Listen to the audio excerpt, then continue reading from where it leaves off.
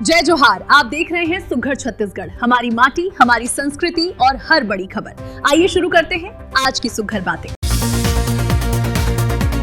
दक्षिण बस्तर दंतेवाड़ा में सुरक्षा बलों को नक्सल विरोधी अभियान के तहत बड़ी सफलता मिली है। बारसूर थाना क्षेत्र के ग्राम गुफा की पहाड़ियों में माओवादियों द्वारा छिपाकर रखे गए आईईडी विस्फोटक डंप को बरामद किया गया है। सीआरपीएफ 195 वाहिनी, बम निरोधक दस्ता और जिला पुलिस की संयुक्त टीम ने सटीक सूचना पर इस कार्रवाई को अंजाम दिया। तलाशी के दौरान मौके से 5 किलो का डायरेक्शनल पाइप बम और 5 किलो का ही प्रेशर कुकर आईईडी बरामद किया गया। नक्सलियों ने सुरक्षा बलों को नुकसान पहुंचाने के इरादे से इन्हें डंप कर रखा था, जिसे बीडीडीएस टीम ने मानक प्रक्रिया के तहत सुरक्षित रूप से निष्क्रिय कर दिया है।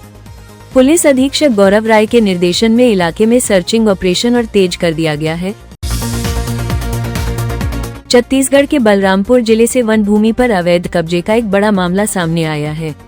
रघुनाथनगर वन परिक्षेत्र के ग्राम तुगुवा में मध्य प्रदेश और उत्तर प्रदेश के भूमाफिया सुनियोजित तरीके से जंगल काटकर मिट्टी के घर बना रहे हैं। ग्रामीणों का आरोप है कि सैकड़ों एकड़ वन भूमि पर कब्जा हो चुका है, लेकिन बार बार शिकायत के बाद भी वन विभाग की कार्रवाई शून्य है। हालात इतने बिगड़ चुके हैं कि कार्रवाई करने गए वनरक्षक पर भी कब्जाधारियों ने हमला कर दिया। स्थानीय ग्रामीणों में विभाग की मिलीभगत को लेकर भारी रोष है। मामले के तूल पकड़ने के बाद अब डीएफओ आलोक वाजपेयी ने टीम गठित कर जल्द ही सख्त कार्रवाई और बेदखली का आश्वासन दिया है। अब देखना होगा कि शासन की बेशकीमती वन संपदा को इन माफियाओं से कब तक मुक्त कराया जाता है। छत्तीसगढ़ की सियासत में इन दिनों गुटबाजी को लेकर जुबानी जंग तेज हो गई है। सांसद बृजमोहन अग्रवाल ने कांग्रेस पर तंज कसते हुए कहा कि पार्टी सोनिया, राहुल, प्रियंका और खड़गे के अलग अलग गुटों में बंट चुकी है। बृजमोहन ने सवाल उठाया कि कांग्रेस पहले ये तय कर ले कि कौन सा गुट क्या काम करेगा। बृजमोहन के इस बयान पर पीसीसी चीफ दीपक बैज ने कड़ा पलटवार किया है। रायपुर लौटते ही बैज ने कहा कि भाजपा खुद इतने टुकड़ों में बंटी है कि उन्हें गिनने के लिए कोना भी कम पड़ जाएगा। बैज ने तंज कसा कि खुद बृजमोहन अग्रवाल का भी अपना एक अलग गुट है। इसके साथ ही बैज ने संगठन विस्तार और धान खरीदी की समय सीमा बढ़ाने को लेकर भी सरकार को घेरा है। छत्तीसगढ़ में धान खरीदी का सीजन अब अपने आखिरी पड़ाव पर है। खरीफ विपणन वर्ष 2025-26 के तहत अब तक राज्य के 23,48,000 किसानों ने अपना धान बेच दिया है, जिसके बदले उन्हें लगभग 30,000 करोड़ रुपए का भुगतान किया जा चुका है। सरकार का दावा है कि एमएसपी की राशि 48 घंटे के भीतर सीधे किसानों के बैंक खातों में भेजी जा रही है। खरीदी खत्म होने में अब महज 3 दिन बचे हैं और करीब 1.5 लाख किसान अभी भी कतार में हैं, जिनके लिए रोजाना 22,000 टोकन जारी किए जा रहे हैं। एक तरफ जहां खरीदी का आंकड़ा 1 करोड़ 24 लाख मीट्रिक टन के पार पहुंच गया है, वहीं दूसरी तरफ गड़बड़ी करने वाले 38 कर्मचारियों पर गाज भी गिरी है। प्रशासन का पूरा जोर अब अंतिम 3 दिनों में सुचारू रूप से खरीदी संपन्न कराने पर है। बिलासपुर जिले के मस्तूरी स्थित राशि स्टील प्राइवेट लिमिटेड से राष्ट्रीय ध्वज के अपमान की एक शर्मनाक तस्वीर सामने आई है। गणतंत्र दिवस के अवसर पर ध्वजारोहण के दौरान जैसे ही तिरंगा फहराने के लिए रस्सी खींची गई, तिरंगा सीधा जमीन पर आ गिरा। कंपनी प्रबंधन की इस घोर लापरवाही का वीडियो अब सोशल मीडिया पर तेजी से वायरल हो रहा है। राष्ट्रीय पर्व पर हुई इस संवेदनशील चूक को लेकर लोगों में भारी आक्रोश है। लोग इसे देशभक्ति और अनुशासन के प्रति गंभीर लापरवाही बता रहे हैं। हालांकि इस पूरे मामले पर कंपनी प्रबंधन ने अब तक चुप्पी साधी हुई है, लेकिन सोशल मीडिया पर इस घटना की कड़ी निंदा की जा रही है और जिम्मेदारों पर कार्रवाई की मांग उठ रही है। छत्तीसगढ़ में धान खरीदी खत्म होने में अब महज 3 दिन बचे हैं, लेकिन गरियाबंद के बोरसी केंद्र में मंगलवार को भारी हंगामा हो गया। 6 गांवों के करीब 284 किसान अपना धान नहीं बेच पाए हैं, क्योंकि केंद्र की खरीदी लिमिट पूरी हो गई है।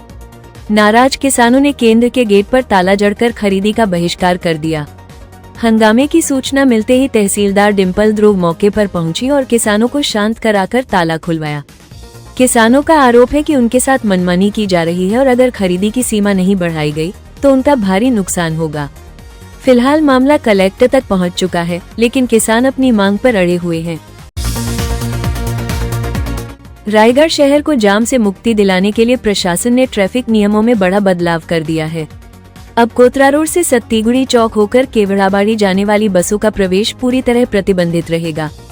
सारंगढ़ और नंदेली की ओर से आने वाली बसें अब केवल धिमरापुर चौक होकर ही बस स्टैंड पहुंच सकेंगी। परिवहन अधिकारी और यातायात डीएसपी ने साफ कर दिया है कि प्लांट की बड़ी बसें अब शहर के भीतर नहीं घुसेंगी। इनके लिए कोतरा रोड और सीएमओ ऑफिस के पास विशेष पिकअप पॉइंट बनाए गए हैं। हालांकि स्कूल बसों के रूट में कोई बदलाव नहीं किया गया है।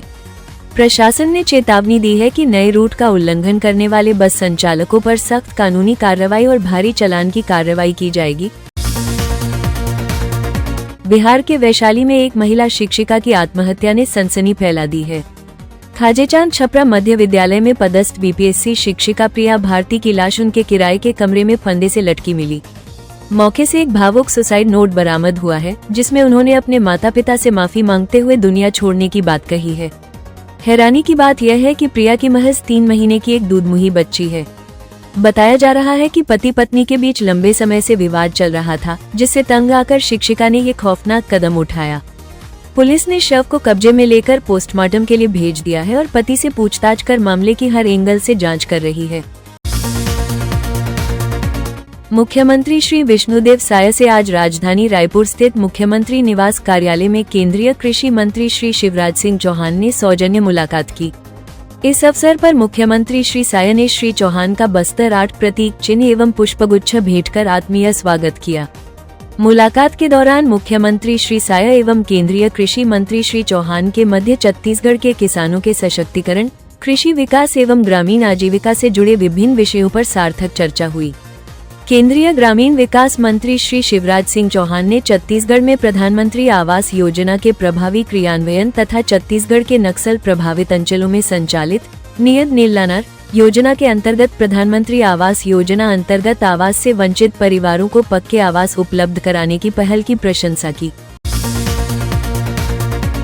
राज्यपाल रमेन डेका ने लोकभवन में छत्तीसगढ़ की वीर एवं दिव्यांग महिलाओं की सफलता की कहानियों पर आधारित 2 ब्रेल पुस्तक और 3000 से अधिक कंटेंट से तैयार ऑडियो बुक्स का विमोचन किया। इस अवसर पर ऑडियो बुक्स निर्माण में योगदान देने वाले विभिन्न जिलों के शिक्षकों को सम्मानित किया गया। राज्यपाल ने ब्रेल संस्करण को सराहनीय बताते हुए कहा कि गुमनाम प्रतिभाओं को प्रोत्साहन मिलना चाहिए तथा ऑडियो बुक्स का व्यापक प्रचार कर दिव्यांगजनों तक लाभ पहुंचाया जाए। तो ये थी आज की सुघर बातें। अपडेट्स के लिए सुघर छत्तीसगढ़ को सब्सक्राइब करें और हमसे जुड़े। जय जोहार, जय छत्तीसगढ़। सबसे तेज, सबसे पहले